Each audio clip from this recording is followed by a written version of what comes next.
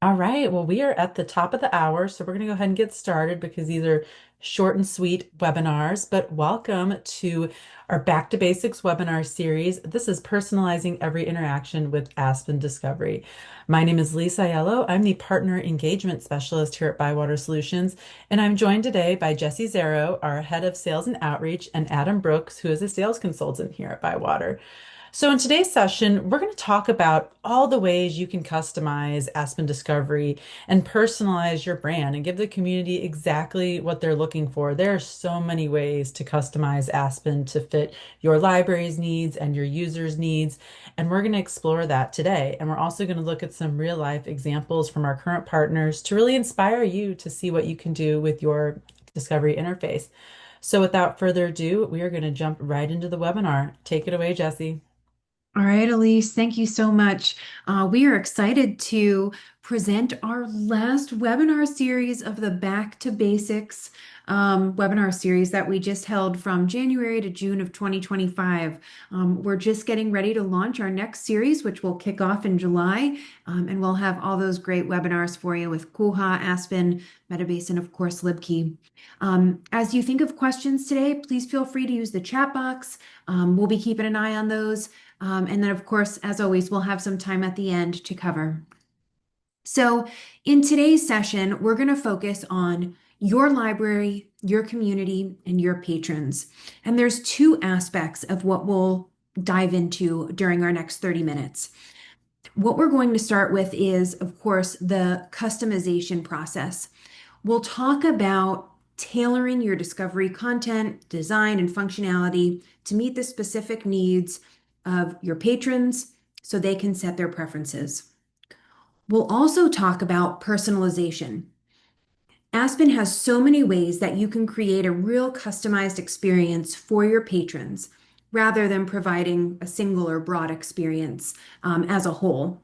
This personalization really allows your library to present your users with unique experience that they can tailor for their needs and their experience in Aspen Discovery. So, with that being said, I am going to pause and we are going to go into our first library. Now, if you've seen our webinars before, you know Darien is, of course, one of our favorites to show. And they have really done a lot of customization here on their Aspen site to really tailor that experience. And the one thing I always like to talk about is making that seamless transition from your library website over to your catalog. Now, some of you may even use Aspen Discovery as your website as well, using Aspen's Web Builder feature. But that seamless integration really helps your users navigate back and forth between each. And you can see in this case, Darien is bringing in the colors and themes from their logo to match the experience here on the Discovery site. Some of their subtle customizations allow the user to see things like new at the library, they have that little star, a heart for staff favorites, and of course, a little engagement for trending. These are all things that we're used to as consumers, things that we see maybe as emojis on our phone or icons when we're ordering something online, or whatever that experience is. Darien has brought that integration and customization into Aspen Discovery. You'll even see it underneath here when we look at some of our subcategories. So, of course, when we're looking at our trending and, of course, new at the library, I can see those little icons. You know, we're all used to the cart for things that are on order, whether we're looking at DVDs or something that just came out from the movies, or, of course, magazines that we want to pick up. It's just a really great way to kind of make those subtle customizations to bring the attention to the eye for that user while they're navigating and browsing through the Discovery interface. The next customization I want to talk a little bit about is the experience we'll see during the search. So if we come in here and I'm going to do a search for Kimberly McCreep, who's one of my favorite authors, we'll bring back a list of results within the system. Now, you'll see here Darien has a very clean look. They don't have the boxes around each one of those formats, just a clean look. When I hover over, though, I can see that that is selected. So that's a choice they've made for their customization to see that information very easily when they're navigating through the system. You'll also notice as I scroll down a little bit, we'll see these stars. Now, this is part of our personalization experience. With Aspen Discovery, we have a feature called recommendations. Once the patrons start providing a 1 to 5 star rating, they'll receive some recommendations, and we'll hit that a little bit later in our webinar. This is a great way for them to drive recommended titles that they might not even know about within the collection. So just a great way to bring that customization to your users and have them make that personalization experience. Our next example here is Avalon Free Public Library. Now, I started out on their library website because I want to see the transition from their website over to their Aspen Discovery interface. This allows you to come in and kind of see exactly their look, their colors. Now they're right down in New Jersey by the ocean. So they have the beautiful blues and the orange for the sunset or sunrise within the system.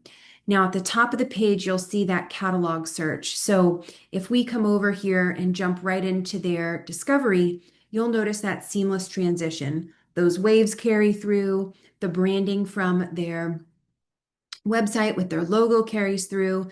And of course, at the top of the page, we'll see that menu, which will take us right in to view additional information about that particular resource. Now, if we come in, you'll notice here for their browse categories, as I slide through and I look at each different one, those colors change.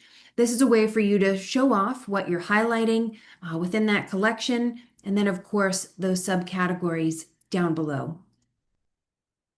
I really love their AFPL Top 100 too, because we're always looking for new titles to look at. You want to see what other people are reading, and they're giving that personalized experience to their patrons to say, looking for something next, here's what's popular at the library. The users can come in, they can see those titles. If they jump in, they'll get a little more details where they can see that information within the system. Here, as we look at this title, you'll notice in this case, they do have the boxes around each one of those formats. With Darien, we saw a cleaner look. This shows us what that traditional looks like with all of the different formats that are available within the system. Now, as I scroll down a little bit further, this is where we're going to see integrations with any other outside services, additional titles that they can explore, and of course, details and subjects. Again, for that personalized experience, I really like this more like this. After you read a great book that maybe you didn't read before or you didn't even know about that author, this gives you a great way internally to look at other titles that may be available in the collection that the user may like. Aspen Discovery uses an algorithm to generate similar titles, authors, subject series that match this particular title. So they can have that experience and see other titles they may like in the collection. You'll notice as we look at their menu item, it takes us right out. So in this case, I clicked on events. Again, we're keeping that seamless transition between the theme, the menu, and the branding within the system. So no matter where their patrons go, they still see that seamless experience within the system. Our next example here is St. Johns County Public Library in Florida. And I wanted to bring theirs in because they've done a lot of nice customizations for their patrons in the way of allowing them to set their display and, of course, languages. So at the top of the page, you'll see a button that allows them to select languages and displays. Now, Aspen Discovery has multiple languages that can be translated into, so you can set those up for your patrons to select the language that they want displayed. You could also set a display mode, And St. Johns County has both a primary theme, which we're looking at, and a dark theme. So they can set their preference within the system. So if I come over here, now we're in dark mode. And this is just a really nice way to be able to transition. The user can select how they want to view the catalog. They can save that when they log in, and still see that information. So whatever they want to take a look at, they can update that mode for them to see that information within the system. I also really like when we do a search here, I'm going to come in and we'll do beach read. When I do this search and those results come back, I'll talk a little bit about the facets. One customization and or personalization that I really like that libraries do is for our facets over here on the left-hand side. You can decide if those are open or collapsed by default. If you have a multi-branch system and maybe you want to always have that field open by default so users can select that location, you can do that. Same thing for reading level, fiction or nonfiction. It just makes it really easy for the user to come over and say, I'm just interested in adult titles right now. And that allows them to come in. You can also customize it so your patrons can select that little lock button. It will remember that facet that they've selected for the rest of their search experience. Our next example here is capital area district libraries. And they've really done a fantastic job of keeping that same look and feel as you transition from the website to the discovery itself. And I'm just going to pull that up real quick so you can see what that looks like as well. So this is the Capital Area District Library's website. You'll notice that theme with the bookshelves and that beautiful logo that they have displayed. When we look at their Aspen site, you'll notice we have that same theme behind with the bookshelf, as well as that branding.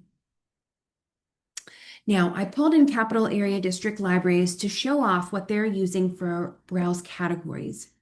Now, in most of the examples you saw, we saw those traditional browse categories where you can browse through by collection and it will show you all of those different options.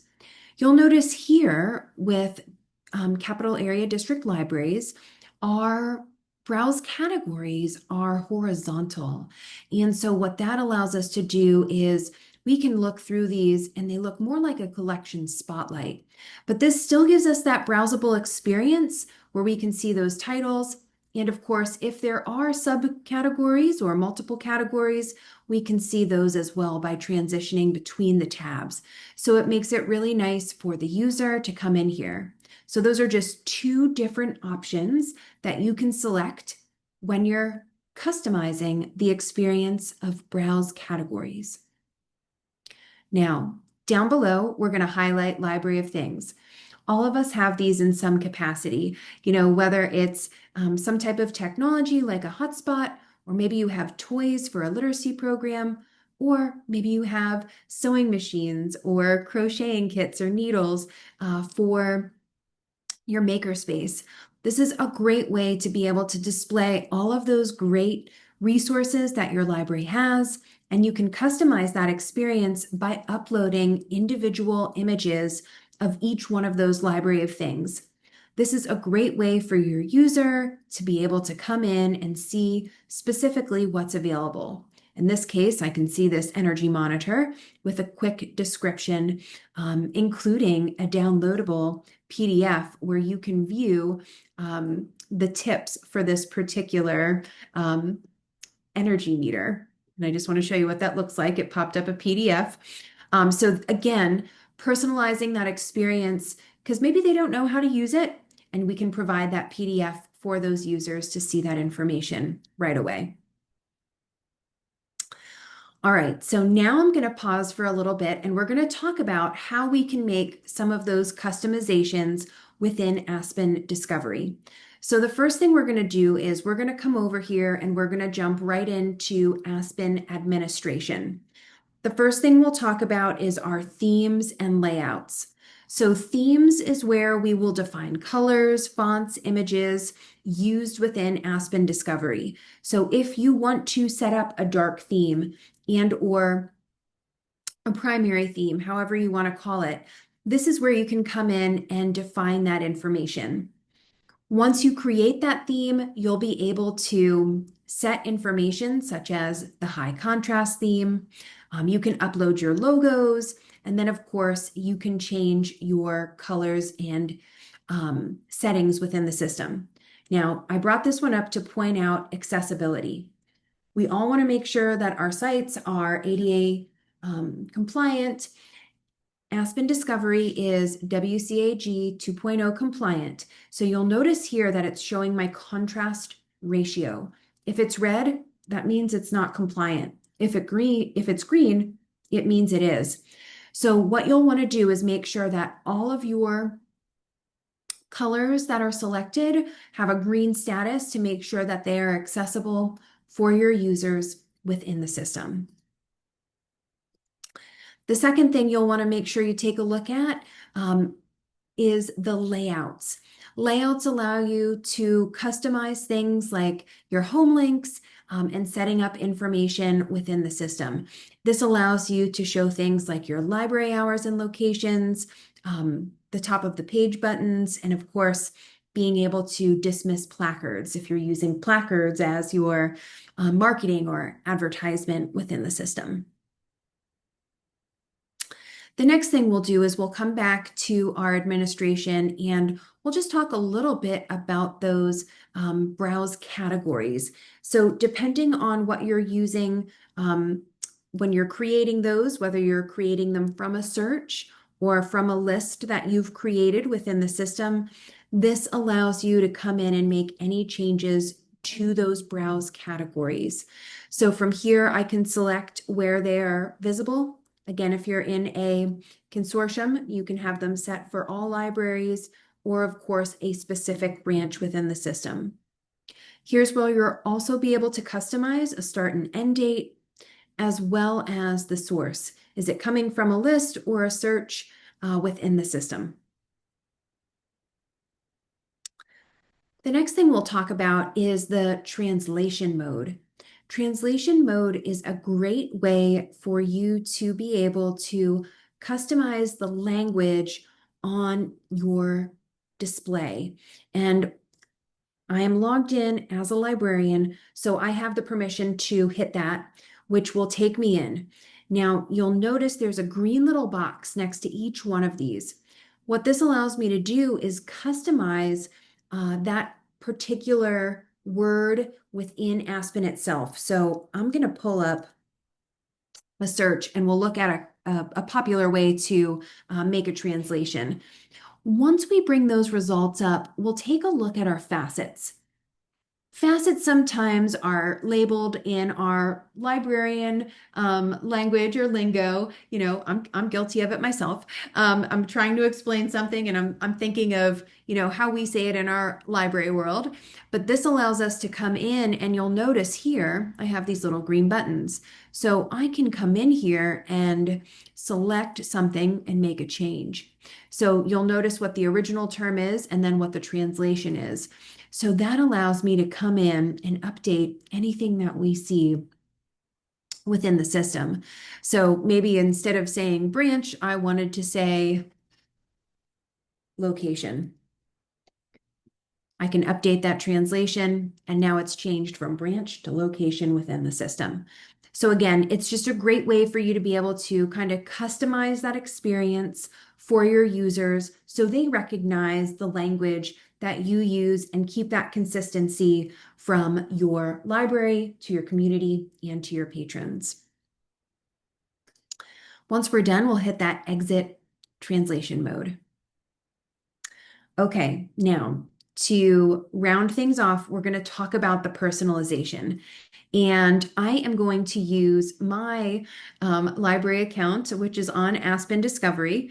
My local public library is Alachua County Library District, and they are on Aspen Discovery with Polaris on the back end. And I want to show you my account first, and then we'll talk a little bit about some of the personalizations that I can make using Aspen Discovery.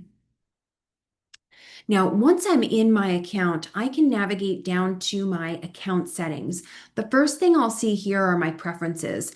This is where I can select the language that I want my catalog displayed in by default. Now, I am part of a multi-branch system, so I can set my preferred pickup locations as well as alternate pickups. So I can have my daughter's school branch be, a close pickup for when we're driving home from school. And then I can also change it to when it's closer to our house and I want to pick up a quick copy or a hold that I have at the library. They'll also see options to bypass pickup location prompts when placing holds. If they always want to pick it up at the same spot, Aspen will just do that for them. And then, of course, having the ability to show checkouts and holds within search results, which is nice for the user to be able to see if they've checked something out within the past. If you allow them to update their contact information, they'll also be able to see that information here. What's nice about Aspen is you can customize which fields they are able to update within the system. So I can come in here and say, I just want to update maybe my phone number or my email, but not the address. That's something only staff can do when I'm visiting the system. Let's talk a little bit about personalization. Once I am logged in, if I've created searches or lists, I will be able to see those as browse categories within the system. And that's a really nice way to be able to come in and navigate within the system. It will also create a personalized category called recommended for you based on those ratings of 1 to 5 stars that you gave titles within the collection. And I would say this is pretty accurate. I check out a lot of sewing, cookbooks, and then, of course, our early readers within the system. So this is a pretty good recommendation of things that we generally check out from the library. You'll also see your saved searches. So if you have a favorite author or a series that you like, this is a really nice way to be able to come in and save those titles within the system and be able to quickly browse within that collection. Now, I'm going to round things off by talking quickly about some of the personalizations that you could set with some of our newest features within Aspen Discovery. And we're going to come back over to our sandbox and we'll talk a little bit about that shelved feature. So if you remember at the end of 2024, if you're a current user, the Aspen Discovery community released something called shelved. If you use Spotify, this is very similar to the Spotify Wrapped. This was an idea that was hatched at the 2024 Aspen Con, where a librarian said, this would be pretty awesome if Aspen can do something similar. And this gives your user a beautiful personalized experience where they can see things that were checked out at the library, what they've saved, what their top genres were, what their favorite authors are. And it's just a really neat way to be able to see all of that information for the user. We also have a brand new feature called campaigns. This recently came out within Aspen Discovery, where you can actually show off and create any type of reading club or summer reading, or maybe you just want to have incentives for your users to explore your Discovery catalog. This is a great way to bring campaigns into the catalog to see. Now, you'll notice I can also see my linked accounts. So Frances, who I have in there as my daughter, I am able to enroll her in a summer reading program. And then that brings it in where we can connect her in there. And then I can see all that information about the campaign, where it shows me the incentives that she has to hit, place 15 holds, and check out 10 books. So it's just a great way to bring that personalization in for your users and really connect them within the system. All right, I'm going to pause as we move over to contact information. If you are interested in making the switch to Aspen Discovery, we'd love to talk to you about that. Adam Brooks is on the call today, and he'll be able to contact you and set up a demo and provide more information. If you're a current Aspen customer and you are looking to turn on some of these features that we talked about today, whether it's the personalizations or the customizations of your layouts or themes within the system, please submit a ticket, and a member of our support team would be happy to set that up for you. If we can answer any questions, we'd love to answer those as well. Okay, well, as always, have a wonderful week. Thanks, Elise. Thanks, Adam. Have a good day, everybody.